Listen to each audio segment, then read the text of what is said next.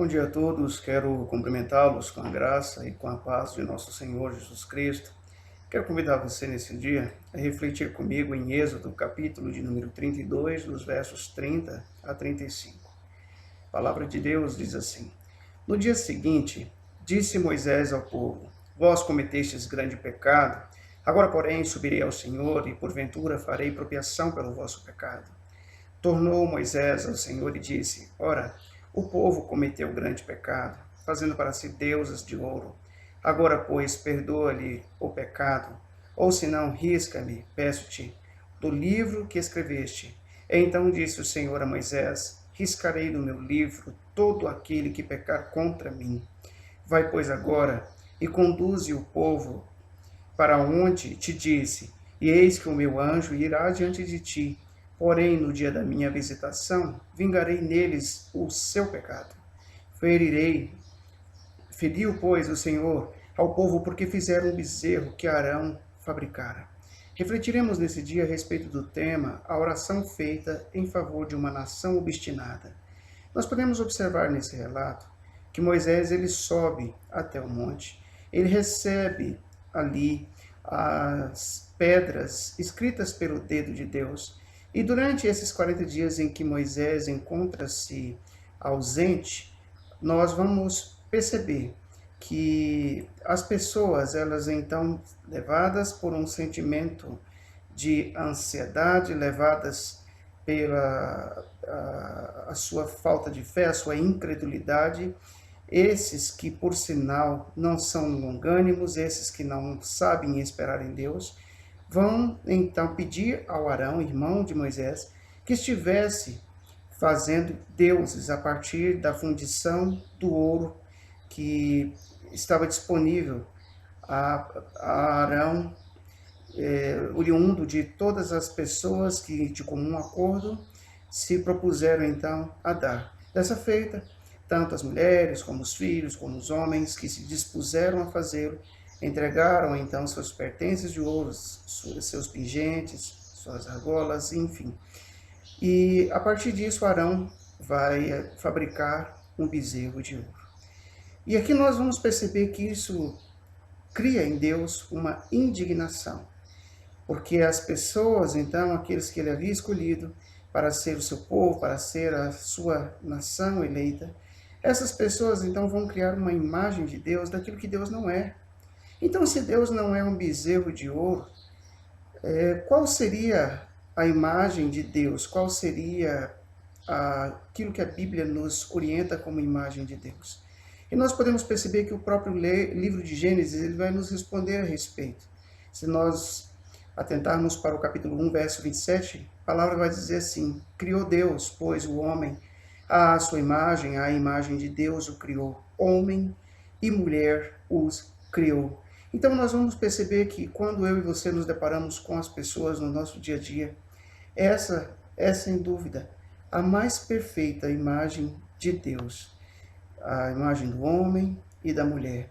É por isso que nós observamos nos mandamentos escritos em Êxodo 20, os dois principais, os pilares, que é amar a Deus sobre todas as coisas e ao próximo como a ti mesmo. E nós então vamos perceber que o que eles fazem é grave, porque Deus jamais pediu para que alguém construísse uma imagem do que ele poderia ser. Deus, ele não é animal, ele não é um quadrúpede, ele não é uma ave, ele não é um réptil. E nós vamos perceber que quando essas pessoas, então, vão inclinar-se a fazer esse bezerro de ouro, é gravíssimo o que eles fazem. E isso é, inclusive, relatado por Paulo a respeito dessa mudança da glória de Deus para seres corruptíveis. E nós podemos ver isso em Romanos 1, versículo de número 23, onde a palavra de Deus nos diz assim: E mudaram a glória do Deus incorruptível em semelhança da imagem de homem corruptível, bem como de aves, quadrúpedes e répteis. Então nós precisamos ter isso em mente, que a nossa postura tem que ser diferenciada. Deus é único. E eu e você precisamos assumir esse compromisso de entender quem é o nosso Deus, ter a convicção de que Deus é santo, de que Deus está nos céus e que somente Ele é Deus. Nós não podemos fazer como os filhos de Israel fizeram.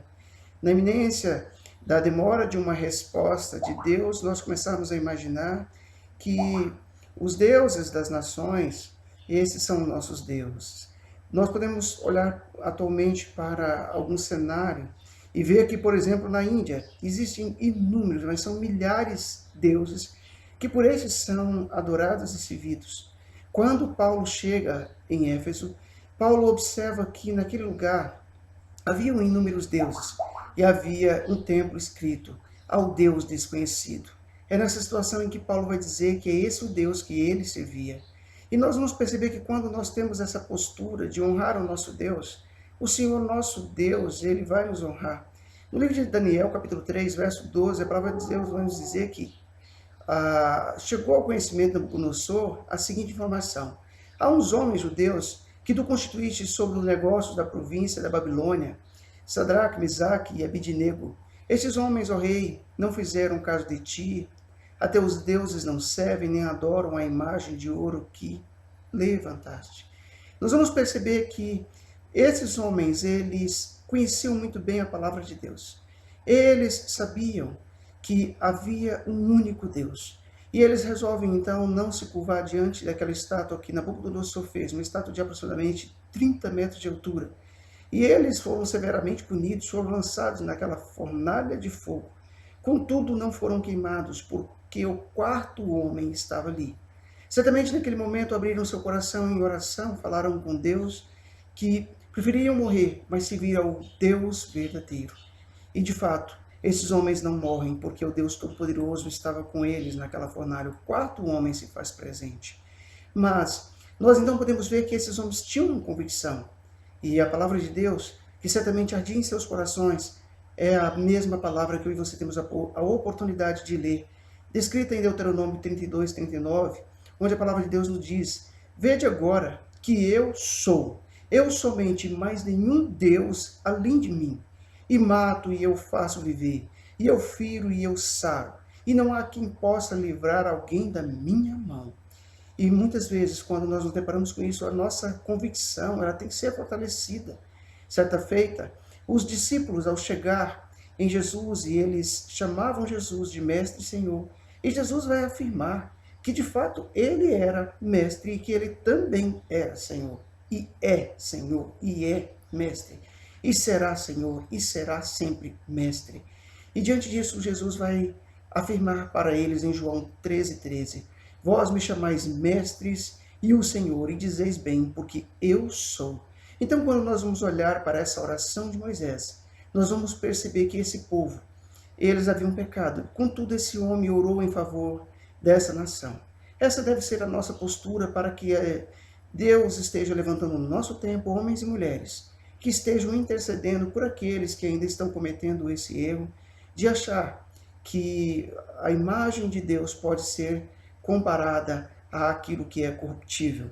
Moisés, ele orou por esse povo, e é o que eu e você precisamos fazer nos nossos dias, na nossa atualidade. Que Deus nos abençoe.